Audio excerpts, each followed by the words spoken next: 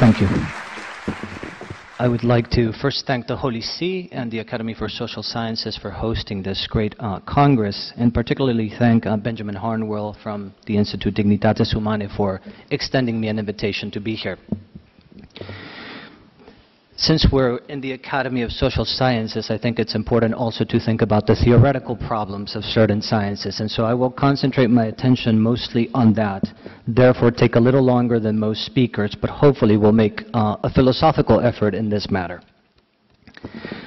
The issue that I have been asked to address was described to me as man as the means rather than the end, the marketing of man as a thing. So I take it one simple manner in which one could approach such a topic would be to oppose the objectification of man in contemporary marketing and thinking. But allow me to shed light on the problem in a different way, and perhaps in a more significant and less obvious manner. Now, keeping with the themes of this conference, I will try to focus on the implications of this problem, namely the problem of means rather than ends, as it affects economics, the science of economics. And the consequence of this problem in economics vis-a-vis the ability of economists today to reach proper economic analysis of man and his economic activity, particularly in the family. I will also argue that the problem that seems to afflict economics today is also making increasingly difficult the possibility of finding common ground between the prescriptions of churchmen and economists regarding the state of economies and the possible policy measures to be taken to alleviate poverty and promote the wealth of nations. Shortly, the problem in economics, I submit, presents itself as a consequence of a more general crisis, theoretical crisis in the West of all the sciences. It seems to me this crisis, in turn, is caused by the devastating erosion of the philosophical foundations after modernity, but acutely aggravated after postmodernity. Now, this paradigm shift that took place between modernity and postmodernity, I date back to the end of the Second World War. And the postmodern project, I would argue, is fundamentally a very anti-philosophical and anti-metaphysical project. And it has to do with the topic that Benjamin asked me to address. It fundamentally denies the capacity of reason to know ends for man's existence, for the sciences, for the state, for the family, and for the political community at large. Postmodernity is radically anti-metaphysical. In this sense, I believe this is the real crisis of the West, a crisis of reason. Now, the postmodern project is exemplified today in the work, for instance, of Gianni Vattimo in Italy and his notion of pensiero debole, Richard Rorty in the United States, and I would say in political philosophy, where the problem also appears in the work of John Rawls. Now, this is very important. I think one of the most important speeches ever given by a pope in the 20th century and 21st century was the speech of Pope Benedict in Regensburg. In his famous lecture, Pope Benedict warned of the dangers of dehellenization, specifically in theology at the time, which, as he remarked, would lead to pathologies of religion. But the analysis of the Pope, I wish to argue, holds true in my view for all the sciences, not just for theology, including economics. The dehellenization of economics is causing tremendous problems theoretically, but also practically in the analysis of proper policies and prescriptions to help the poor. It seems to me, the second problem that I was trying to address, that the denial of philosophy and economics has shrunk the common ground where fruitful encounters could occur between churchmen trained in philosophy and economists, where they could cooperate and mutually benefit each other, with due respect for the proper autonomy of each science. A simple observation to try to illustrate the importance of the connection between philosophy and economics. The catastrophe that was communism and the economic policies of the socialist revolution is very important to understand, stems from a previous philosophical error. That is to say, the economic systematic devastation of the economies of many countries stems from the previous era about the notion and the nature of man. As John Paul II pointed out, the first flaw of the socialist regime was an anthropological mistake, which was a philosophical mistake. The mistake in economics only follow the philosophical assumptions about man. I will list, because I don't have time to explain all these problems, just bullet points of what I think is afflicting the science of economics today, and then try to show a little bit how this has a tremendous impact. Praxis over theory. We live in an age of a hyperinflation of praxis over theoretical value. And this leaves economic analysis based, or to give their conclusions and arguments, mostly based on arguments from efficiency. Number two, the near absorption of the science of economics by mathematics. Quantitative analysis and mathematical models, although useful, are not the best suited method to understand the causes for which man chooses to exercise his economic activity. Three, a similar problem, I argue, presents itself from a church perspective, namely the absorption of economics by the practical science of ethics. Moral conclusions are not fundamentally prescriptions for economic measures to be taken in society as a whole. Ethics is not the appropriate science for the study of economic activity. Four, the abandonment of the study of the history of economic thought in economic faculties around the world. This process, it seems, was started by the University of Chicago in the 1970s, and this has impeded economists from gathering critical elements necessary for a comprehensive and better adequation of their analysis to the whole of economic activity in society. Through Aristotle to Augustine to Aquinas and the late scholastics, many of the necessary elements that must be recovered have now been forgotten by the West. It may seem surprising, perhaps, to you that Joseph Schumpeter in 1954, in his famous History of Economic Analysis, wrote the following: "The history of economic analysis begins only with the Greeks." And he further insisted that in the wealth of nations, that it did not contain a single analytical idea, principle, I am quoting him, or method new in 1976. He in fact argued that the founder of economics was not Adam Smith, but the scholastic doctors teaching in European universities. Writes Schumpeter, "The pure economics which they handed down to their laical successors were practically, in its entirety, their own creation. It is within their systems that economics gain definite, if not separate, existence." Dr. Karikiri is no longer in the room, because I would have agreed with him on his impression of capitalism, although I disagreed on the historical origin of the problem. So point 5 would be that the notion of man in modern economics happens to be philosophically incorrect. It's a notion which is nearly canonical today in economics, and one that is owed largely to Adam Smith. This is what Dr. Karikiri was arguing against. Smith writes in The Wealth of Nations that every individual intends only his gain and is led by an invisible hand to promote an end which is not part of his intention. Now, if the end is not part of your intention, that means you're not choosing ends, only means. But I, of course, want to say that capitalism is centuries before Adam Smith. So I have no problem with his critique. I just think the origin is much more where Schumpeter was pointing out to the Greeks and through St. Thomas and the scholastics and so forth. This error leads to another error in economics, namely the belief in modern economics that man must be choosing when acting, for example, within the family, only for reasons of personal gain attained through the maximizing of economic profit, utility, or efficiency. Now, this Homo economicus has made popular, sort of at common person's level, by people like Ayn Rand and her promotion of egotism as a great needed virtue in free societies. I want to show you what this problem looks like when modern economists analyze it with the problems that I just described. Even economists who are less inimical to analyzing the family as a real economic factor make the mistake, and you will see when I read you what Gary Becker does, exactly what the problem is. Most economists ignore the family as a real factor of productivity, which I want to argue is a huge mistake if you want to understand the economic reality of a country.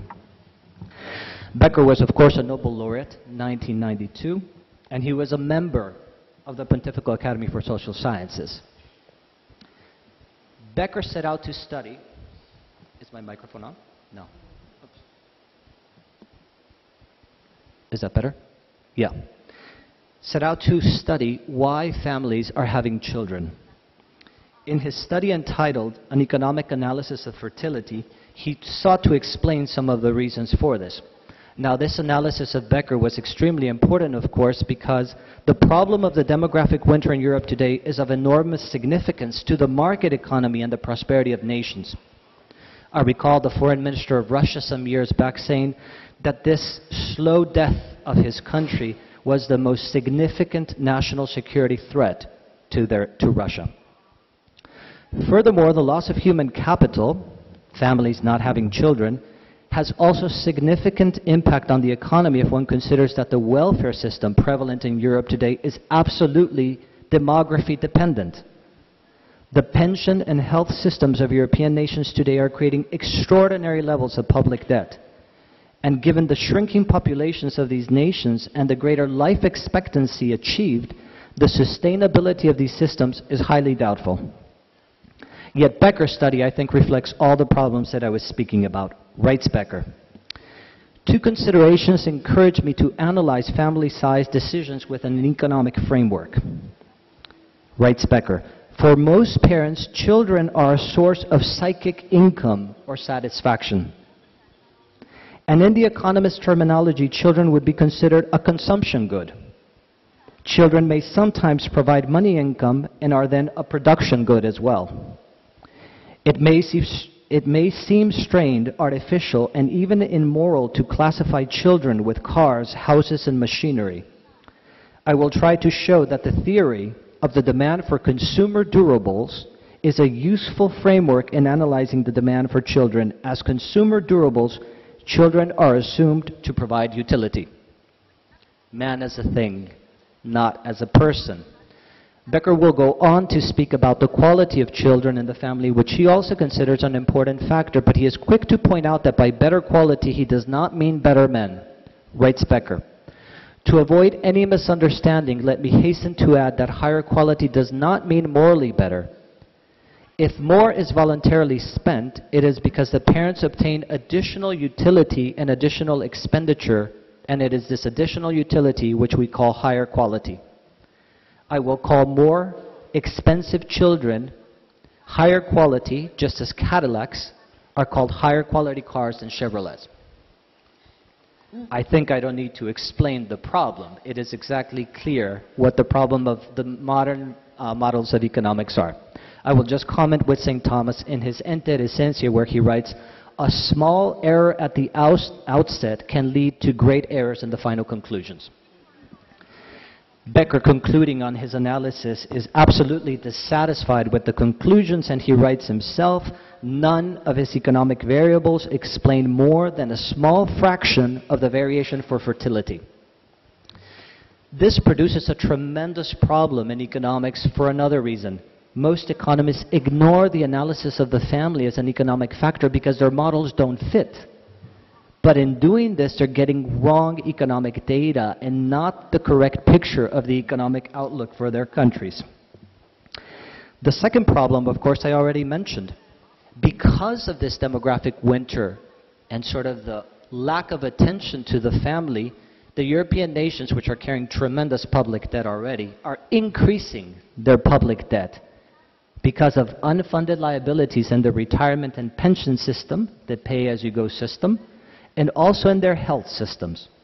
This is a huge crisis in Europe, which many people don't want to talk about. But if you see the numbers, you will be absolutely shocked.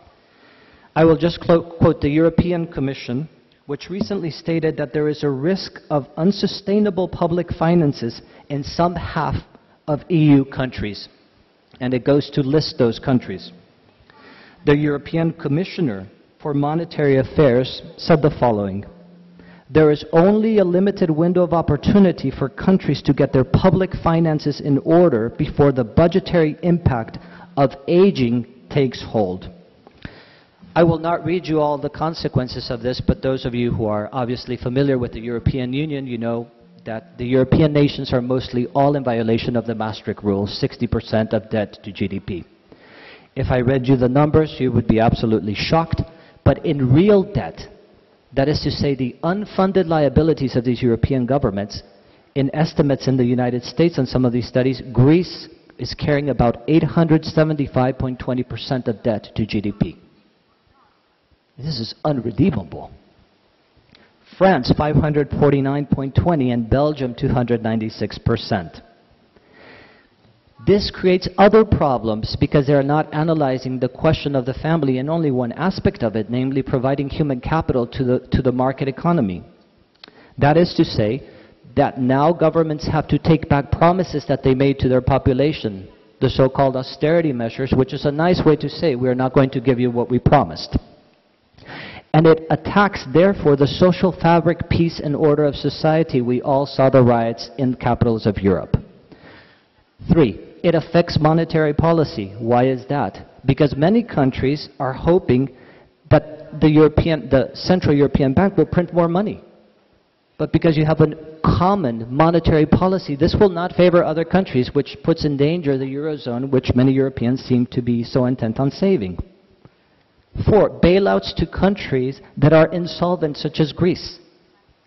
All European nations had to cooperate to these bailouts, except Slovakia, which refused to pay the bailout on moral grounds.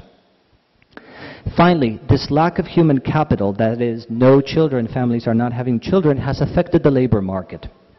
And in order to compensate for that, European nations have caused immigration shifts that are causing, in my view, negative cultural and socio-political imbalances and integration problems in many countries of the European Union.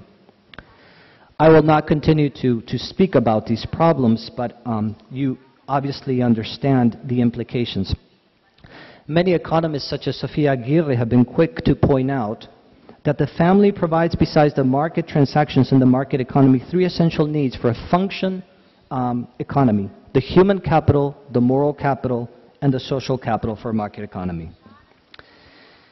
What else do they miss? This is the theoretical part, a little bit more philosophical. They miss that there are not 2 economies when you analyze the economic picture of that there's not one economy when you analyze the economic picture of your country. There are 2 economies.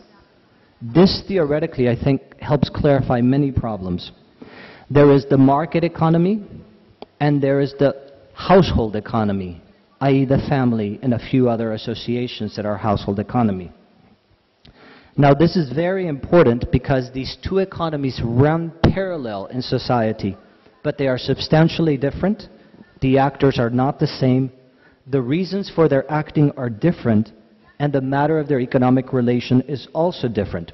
But most interesting from a philosophical point of view, the justice that determines the just measure in economics in each one of these economies is of a different kind.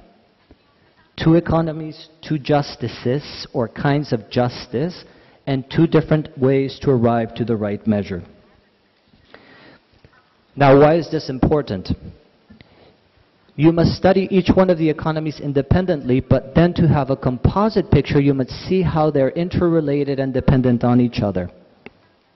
The breakdown of the family in the United States, which has tripled since 1960, will show you very quickly that this is one of the leading indexes of poverty in the United States.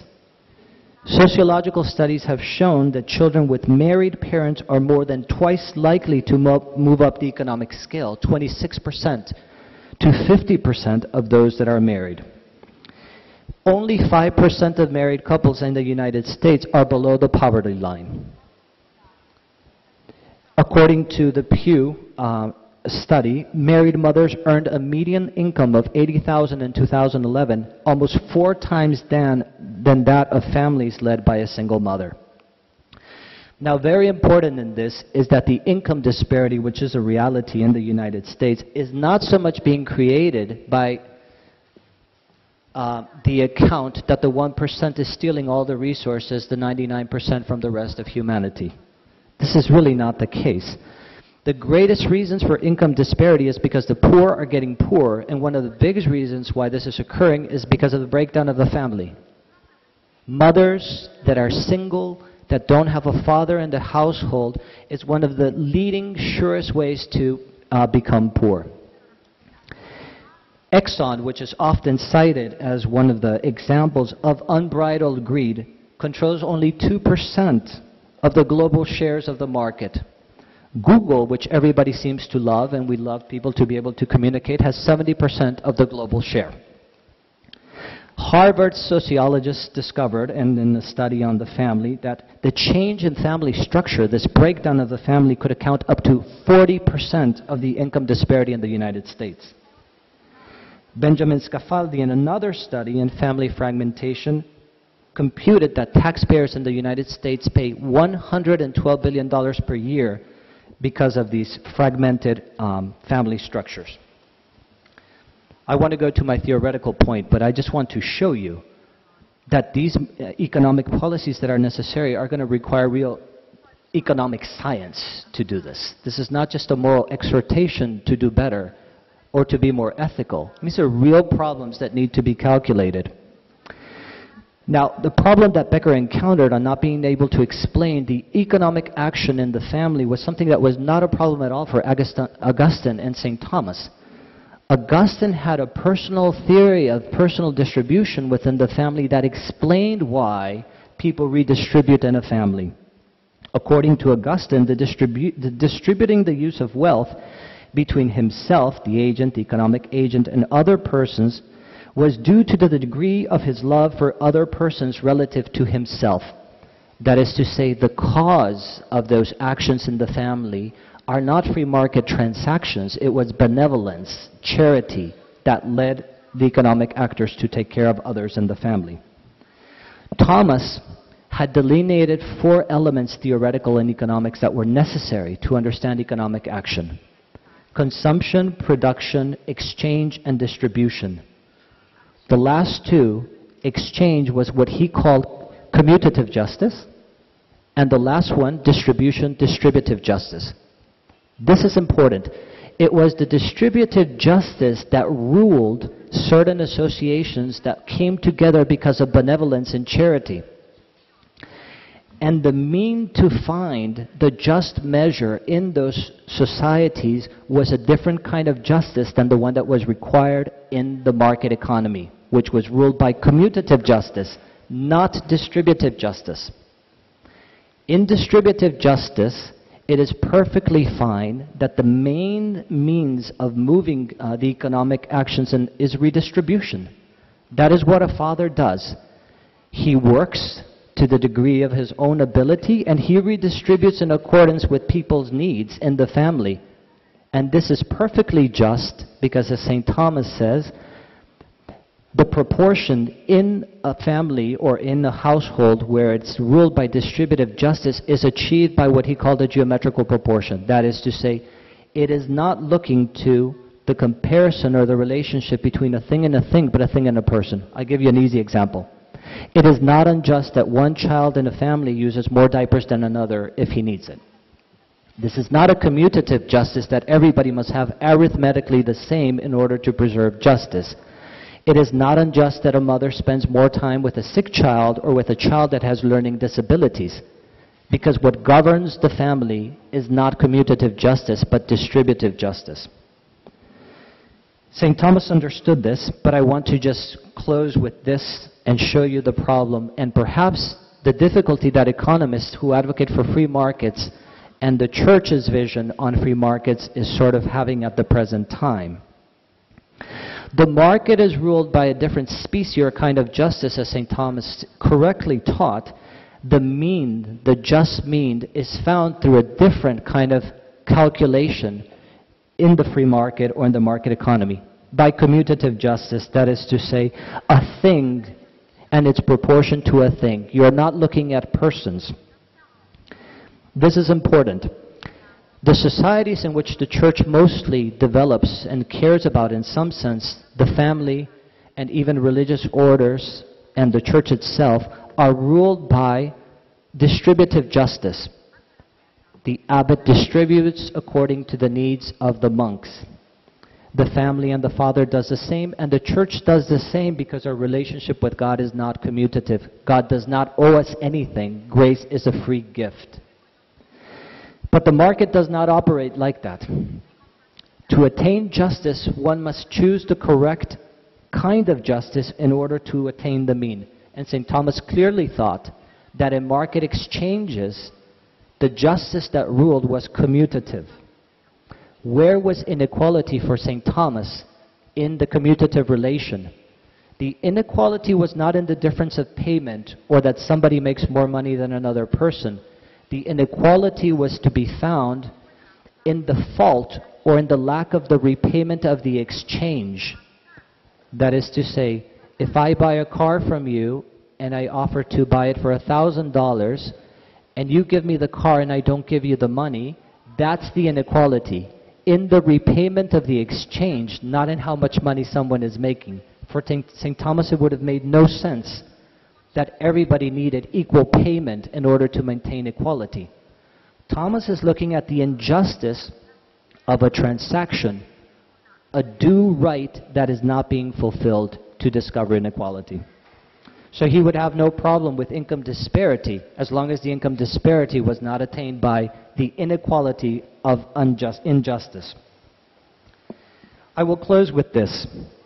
It could be possible, as I showed with Becker, that when he looks at the two economies, the market economy and the household economy, he sees only one. He sees a market economy.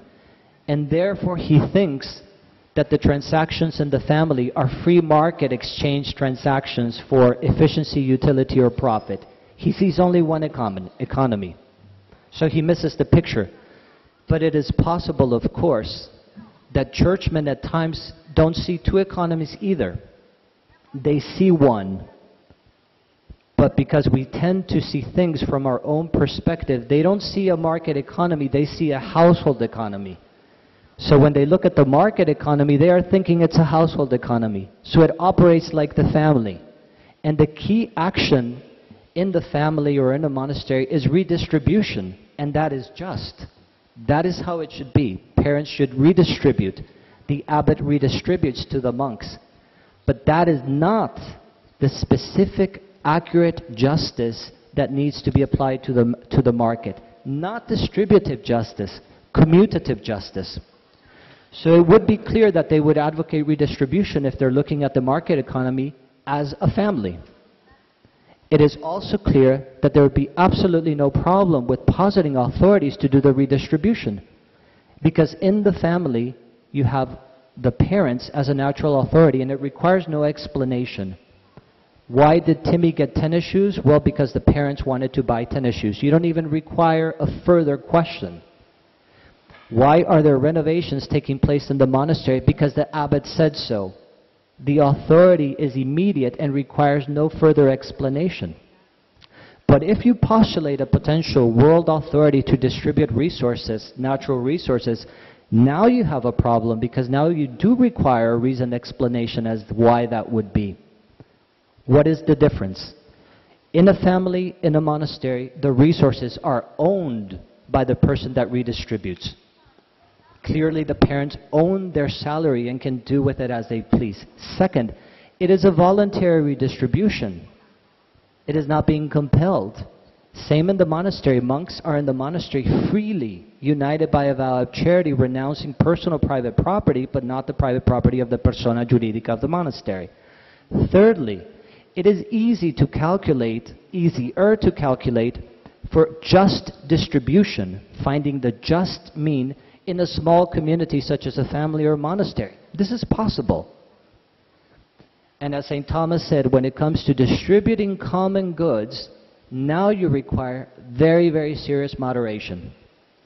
Number one, because the goods being distributed by governments are not theirs.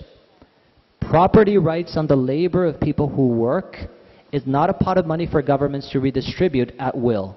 This belongs to the people who produce that. So it's not their money. Second, the exchanges occurring in distributive justice of common goods by governments are not voluntary. They're mostly compelled by law where people must comply. And thirdly, it is extremely difficult to attain the just measure in distributive justice at the macro level because it is so hard to compute. It is so hard to calculate. Every time you move something, you may be committing injustices in other places that you do not see. For St. Thomas, it was absolutely necessary to keep to a minimum distributive justice by the ruling powers. It was not to be this thing that would save or that would preserve the justice in a market economy. In trades, in selling and buying, it was not this that was necessary. Now, I will just close with this small thing, if my chairman will indulge me. Of course, if you see the market economy as a household economy, if you see it only as one economy and you happen to look at it, and you imagine the market economy to be a family, the virtue that you will extol and the virtue that you will exhort people to exercise is benevolence. So it will be an ethical appeal to the market economy because you are thinking of it as a family. And that is precisely what we would say to a father who did not do his duty. Be better. Do better. But I argue that this is not the science that ought to study economic matters. I close with a quote of St. Thomas. Much of this distribution of common goods that is taking place in Europe, as I tried to mention, I think is without moderation at all. And I think mathematics is going to catch up with Europe very soon. During one of these discussions of violation of the Maastricht rules of 60% of debt of GDP, the Belgian Prime Minister was saying the Maastricht rules are our Bible. And the French Prime Minister was saying that it was not his job to solve mathematical problems. So I close with St. Thomas's quote. This is in an objection that St. Thomas writes this, but he agrees with the objection. Now, it is hurtful to the common good of the many if the goods of the community are distributed among many, both because the goods of the community would be exhausted and because the morals of men would be corrupted. For Tully says in his De Officio, he who receives becomes worse and the more ready to expect that he will receive again. I argue that a welfare culture is contrary to the justice required in the market and contrary to the distributive justice that normally appertains to household economies and not the market economy. Thank you for listening.